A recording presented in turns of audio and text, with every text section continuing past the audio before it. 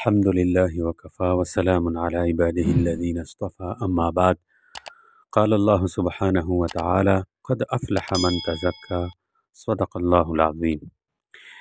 ایک شخص نے حضرت عبداللہ بن عباس رضی اللہ تعالی عنہما سے پوچھا کہ حضرت یہ بتائیے کہ ایک شخص عمل تو کم کرتا ہے، یعنی نفلی عبادات اور نفل نماز بہت زیادہ نہیں پڑھتا، زیادہ تر فرائض اور واجبات پر اکتفا کرتا ہے، نفلی عبادات ذکر و اذکار اور وظائف اور تسبیحات زیادہ نہیں کرتا، لیکن اس کے گناہ بھی کم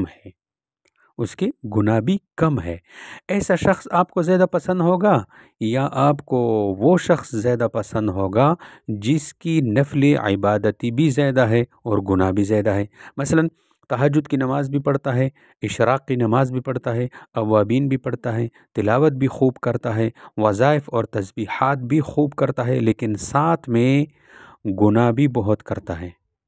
آپ کے نزدیک ان دونوں میں سے کون بہتر ہے؟ پہلے شخص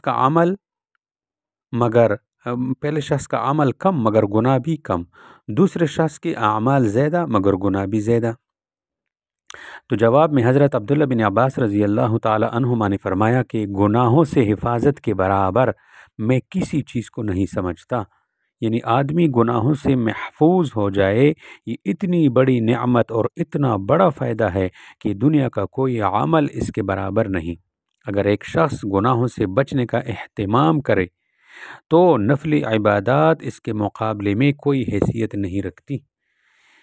تو اس حدیث سے یہ بتانا مقصود ہے کہ جتنی نفلی عبادات ہے یہ اپنی جگہ پر بڑی فضیلت کی چیز ہے، لیکن ان نفلی عبادات کے بھروسے پر اگر انسان یہ سوچے کہ یہ تو نفلی عبادتیں بہت کرتا ہے اور پھر اس کے نتیجے میں گناہوں سے پرہیز نہ کرے تو یہ بڑے دھوکے کی بات ہے۔ اصل چیز یہ ہے کہ انسان اپنی زندگی میں گناہوں سے پرہیز کرنے کی فکر کرے، گناہوں سے پرہیز کرنے کے بعد بالفرض اگر اس کو زیادہ نفلی عبادات کرنے کا موقع نہیں ملا تو اس صورت میں اس کا کوئی گھاٹا اور نقصان نہیں، اللہ تعالیٰ کے یہاں انشاءاللہ وہ نجات پا جائے گا۔ لیکن اگر نفلی عبادتیں تو خوب کرتا ہے اور ساتھ میں گناہ بھی بہت کرتا ہے تو اس کی نجات کی کوئی ضمانت نہیں، کیونکہ یہ بڑا خطرناک معاملہ ہے۔ تو اس کی مثال یوں سمجھے کہ یہ جتنی نفلی عبادتیں ہیں، چاہے وہ نفلی نماز ہو، تلاوت ہو یا ذکر و تسبیح ہو، یہ سب وٹامن ہے، اس سے قوت حاصل ہوتی ہے۔ جیسے کوئی شخص جسم کی طاقت کے لیے کوئی وٹامن استعمال کرے اور یہ جو گناہ ہیں یہ زہر ہیں۔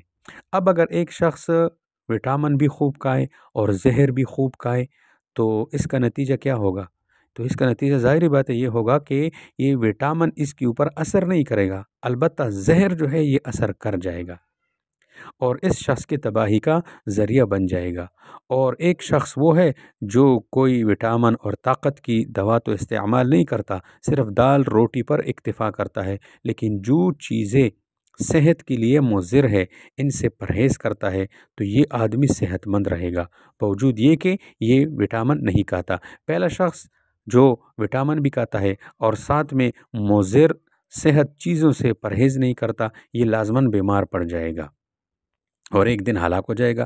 تو نفلی عبادات اور گناہوں کی بالکل یہ مثال ہے، لہٰذا یہ فکر ہونی چاہیے کہ ہماری صبح سے لے کر شام تک کی زندگی سے گناہ نکل جائے، منکرات اور معصیتیں نکل جائے، خصوصاً رمضان المبارک میں تو اس کا بہت زیادہ اہتمام ہونا چاہیے۔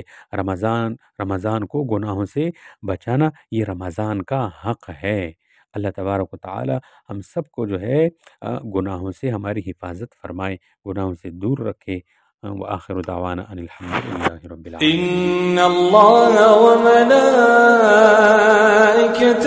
یصلون علی النبی یا ایها الذین آمنوا صلوا علیہ وسلموا تسلیما۔